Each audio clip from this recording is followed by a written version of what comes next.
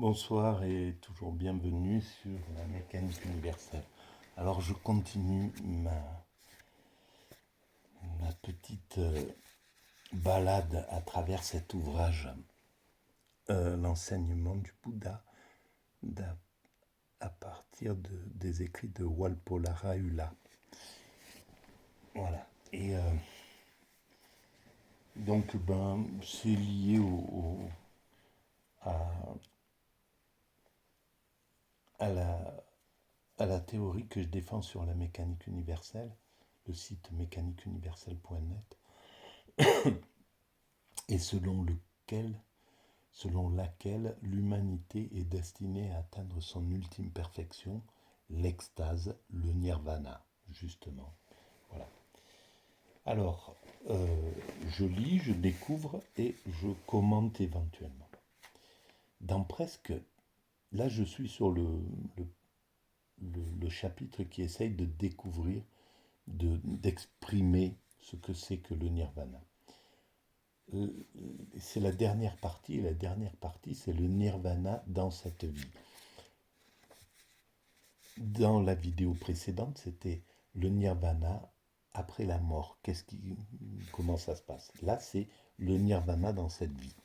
Donc, je commence à lire. Dans presque toutes les religions, le summum bonum ne peut être atteint qu'après la mort. Et je ne suis pas d'accord avec ça. Parce que, justement, voilà, le, le soufisme, c'est à travers, voilà, l'islam, à travers le soufisme, c'est qu'on peut atteindre ce summum bonum. On l'appelle l'extase dans les religions monothéistes. Ou la béatitude, c'est pareil, voilà, il y a des cas de béatitude, ça a été, c'est exprimé, Pierre Janet a étudié des cas comme ça, d'extase, etc. Et c'est la même chose que le nirvana, c'est le même état en réalité. Et donc, euh, et le judaïsme connaît très bien cette pratique, c'est ce que c'est. Les livres sacrés l'expriment en disant que c'est pas pour maintenant, c'est pas quelque chose qu'on doit chercher à atteindre parce qu'on doit construire l'humanité. Donc voilà, c'est même une compréhension, euh, c'est la compréhension totale en fait du parcours justement qui permet de dire ça. Parce qu'effectivement, c'est pas ce qu'on doit préconiser. Voilà, mais par contre, ce que celui qui veut en faire l'expérience la fasse, en gros. Voilà, les éclaireurs, il y a toujours eu des éclaireurs qui ont fait ces expériences à travers les siècles, depuis des millénaires déjà. Mais ça reste au rang de marginal des éclaireurs, ou ça peut être accidentel. On peut tomber en extase, on peut, voilà.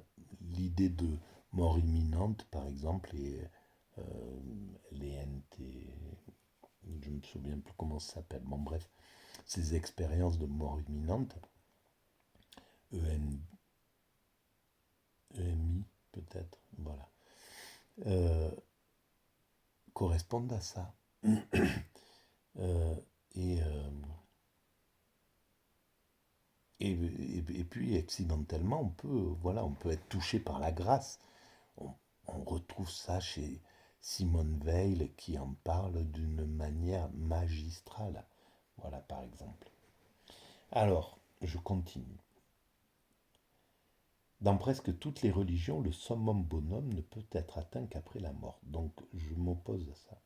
Mais le nirvana peut être réalisé dans cette vie même. Il n'est pas nécessaire d'attendre la mort pour y parvenir.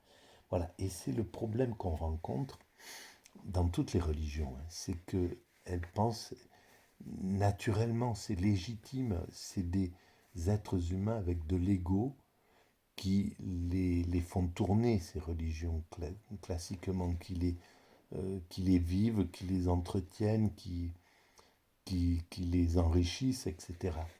Et donc, tout être humain a ses préférences. Si c'était que des extatiques qui étaient dans chaque religion, voilà, par exemple, si c'était un extatique qui parlerait là, à la place de Valpola Rahula, il a certainement connu expérimenté l'extase et le nirvana, mais si c'était quelqu'un qui était dans un état de nirvana, il ne il s'opposerait pas à- aux autres religions, quoi. Euh, ça- on, on cherche plus, il y aurait plus du tout de compétition, enfin euh, voilà, ma religion, mon chemin est un peu plus, euh, est meilleur que le tien, en somme. Voilà, cette chose dans presque toutes les religions, etc. Euh, c'est pas une compréhension logique, en somme. Normalement, on sait que c'est universellement répandu, cette chose, intuitivement, que les hommes sont pareils ici en Inde, au- comme en Amérique ou ailleurs, ou en Europe, ou en Afrique. Celui qui a réalisé la vérité, le nirvana, est l'être, EST, l'être le plus heureux du monde. Voilà, alors c'est là où on commence à rentrer dans ces, ces dimensions que je rapproche tout à fait de l'expérience extatique. Pour l'avoir fait, cette expérience, donc le bonheur c'est ça, heureux c'est ça, être heureux c'est ça, heureux au summum, au niveau, euh, c'est pas le heureux de la vie ordinaire. On peut être très heureux dans la vie ordinaire, mais heureux en état d'extase, ça n'a rien à voir. C'est la joie dont parle peut-être Spinoza, c'est le souverain bien, c'est ces états d'extase qu'ont expérimenté les Pythagore et tous les présocratiques quasiment, etc. Donc, est l'être le plus heureux du monde. Il est libéré de tous les complexes, de toutes les obsessions, des tracas, des difficultés et des problèmes qui tourmentent les autres. C'est exactement ce que j'ai vécu pendant cette semaine d'extase. Naturellement, je suis ultra complexé. Je suis ultra gêné dans l'existence de vivre. Voilà, je ressemblerais peut-être à ce que Brel chantait. On dirait qu'il marche avec une valise dans chaque bras, sous chaque bras. Voilà, donc je suis comme ça, c'est ma nature d'être comme ça. Dans cette semaine-là, je n'avais plus aucune peur, aucune crainte. Tout ce que j'ai fait, je me souviens d'être allé à l'extérieur, d'avoir vécu réellement dehors, faire des choses, etc. Et il n'y avait effectivement plus aucun complexe, mais pas comme quelqu'un qui est décomplexé, comme les décomplexés du libéralisme, par exemple. Ça n'a rien à voir avec ça. C'est simplement, il n'y a plus de... On est... Tout ce qu'on... On n'a plus... On se pose plus de questions sur comment j'agis, parce qu'en fait, tout ce qu'on fait, c'est juste, c'est parfait, c'est idéal, c'est exactement ce qu'on doit faire. Il y a plus de pulsion, il y a plus de, voilà, si on regarde quelqu'un, même si c'est une très jolie fille, c'est ce qui s'est passé d'ailleurs à la bibliothèque. Et donc, on peut, il n'y avait pas possibilité de la voir à travers la libido ou à travers du désir, parce que c'était effacé le désir. Donc j'ai pu parler avec elle, mais sans qu'il y ait aucune arrière-pensée ou quoi que ce soit. J'ai même pas pu vraiment parler, parce que je pouvais pas vraiment parler. C'était difficile d'exprimer, ça demande des efforts. Mais le contact, je me rappelle qu'il était vraiment parfait, quoi, dans ce truc. Voilà, et donc, effectivement, il y a plus de complexe.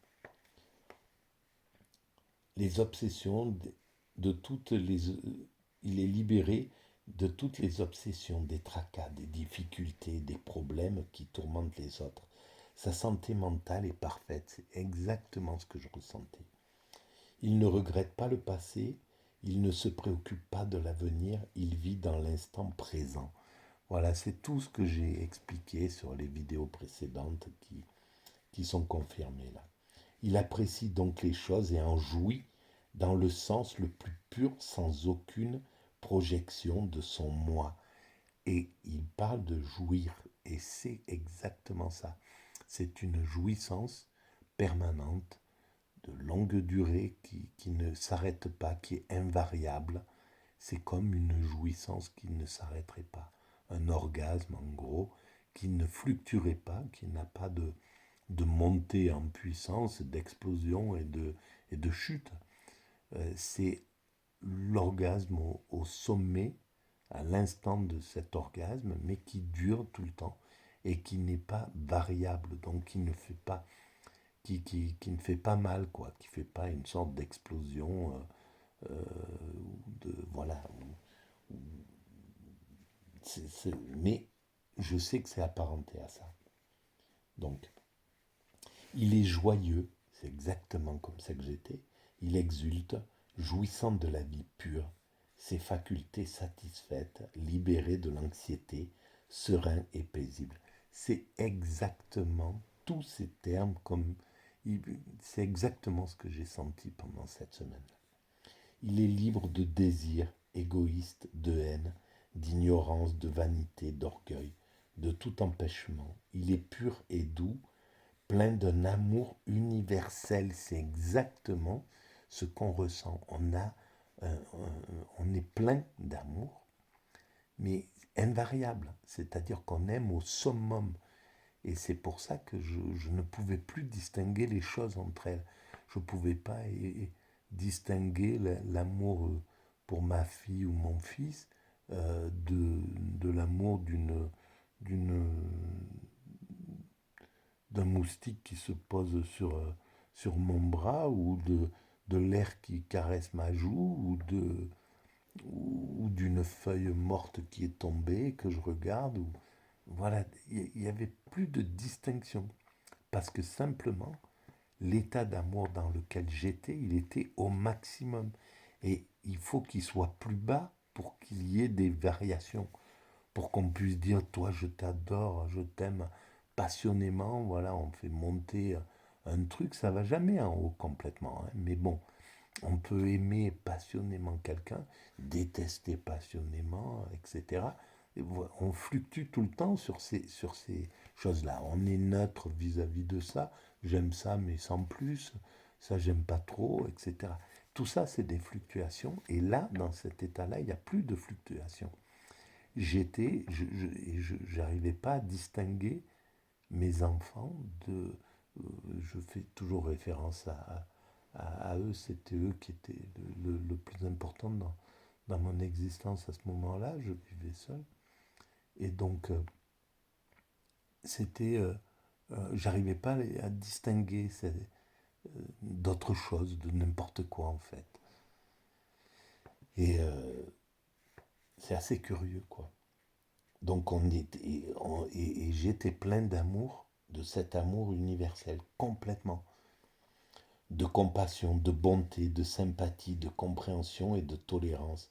Mais c'est même plus, ces termes-là ne sont pas... voilà, la tolérance et la vie ordinaire. Mais là, on aime tellement au maximum que ça englobe tout en somme. Il rend service aux autres de la manière la plus pure.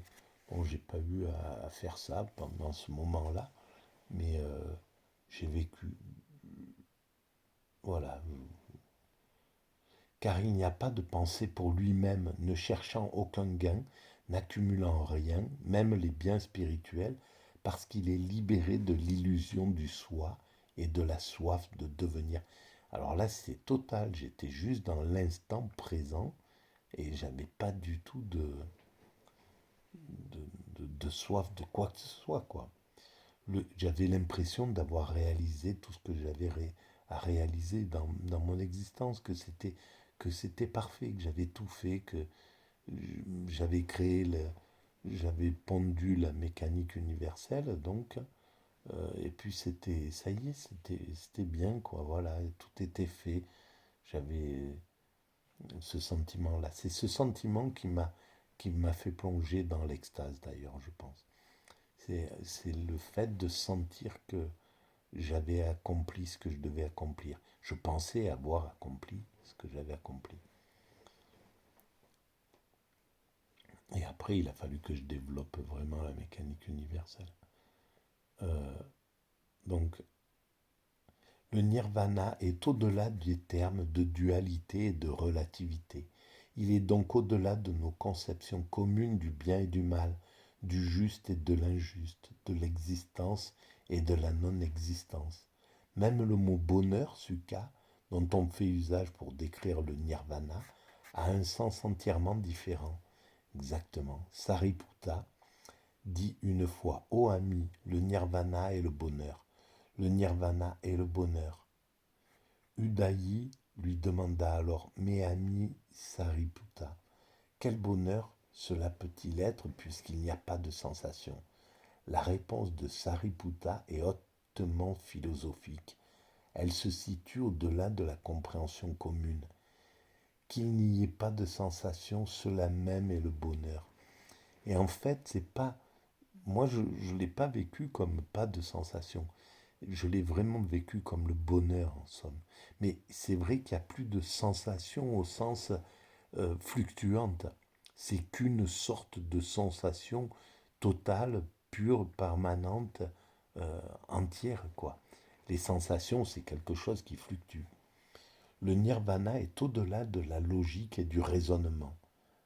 Atakavakara. Bien que nous soyons tentés de nous engager, souvent par vain passe-temps intellectuel, dans des discussions spéculatives concernant le nirvana, la vérité ultime ou la réalité, nous ne la comprendrons jamais de cette façon. Un enfant n'a pas à se disputer à propos de la relativité à l'école maternelle, mais on ne peut pas comprendre la réalité en dehors de l'extase. C'est l'extase qui permet de comprendre ça. On comprendra la logique, on saura ce que c'est que le divin, peut-être dans 1, 2, 3, 4 siècles encore, je ne sais pas combien de temps l'humanité mettra pour atteindre son ultime perfection. Mais en tout cas, ça ne donnera pas l'image de la vérité comme le corps la donne dans l'état d'extase. S'il se contente de poursuivre ses études patiemment et avec application, peut-être pourra-t-il la comprendre un jour. Le nirvana doit être réalisé par les sages en eux-mêmes. Pakatam veditabo vinui. Si nous suivons le sentier patiemment, avec application, si nous nous exerçons et nous purifions consciencieusement, si nous atteignons ainsi le développement spirituel nécessaire, un jour il nous sera possible de le réaliser en nous-mêmes et sans nous embarrasser de grands mots mystérieux. Venons-en donc maintenant au sentier qui mène à la réalisation du nirvana. Voilà, donc on peut le réaliser en faisant l'effort de vouloir le réaliser, c'est-à-dire, voilà, c'est les moines zen qui vont travailler cela, les moines tibétains ou les sages soufis, voilà, c'est un travail sur soi intense qui permet d'atteindre cet état-là quand on veut le faire de façon déterminée. Et je pense que quand on le fait à ce moment-là de façon déterminée, même si on sort de l'état d'extase, de l'état de nirvana, si on y rentre mais qu'on en sort parce que on ne peut pas être tout le temps dans cet état-là, je pense, ou alors je ne sais pas exactement comment en parlent les, les sages hindous, Mais quand on revient à la réalité, on est complètement empreint de cette extase. On reste sage en somme, parce qu'on baigne dans cette ambiance, on est dans ce cercle spirituel, on est inclus là-dedans, donc on reste dans ce truc. Moi qui ai fait cette expérience accidentellement, quand j'en suis sorti, au bout d'une semaine, j'ai récupéré toutes mes angoisses, toutes mes, voilà, mes projections, mes, mes désirs, mes pulsions, mes défauts, mes qualités, etc. J'ai tout récupéré brutalement, très vite, en quelques minutes, quoi. Et donc, qu'est-ce qui m'est resté? C'est juste le, le- la pensée de ça. Et ça a clarifié ma théorie. Ça a été surtout utile pour la théorie que j'étais en train de développer, en somme. Et ça m'a vraiment permis de comprendre des choses plus tard, par association d'idées. Voilà à quoi ça a servi. Ça m'a pas rendu plus sage, moins affolé, moins inquiet, etc. Mais par contre, cette expérience est gravée en moi et, euh, et elle confirme à chaque fois, quand je travaille, je l'ai toujours en référence dans l'esprit. Quand, par exemple, là, dans ces vidéos, voilà, c'est très facile d'aller chercher cette expérience pour confirmer ce que j'essaie d'expliquer, d'expliciter. Voilà, je vais arrêter là pour ce soir. Merci, bonne soirée. À demain. N'hésitez pas, n'oubliez pas si vous pensez que c'est intéressant, de soutenir cette théorie, de mettre des pouces et de vous abonner si vous êtes nouveau, si vous arrivez comme ça. À bientôt, merci, au revoir.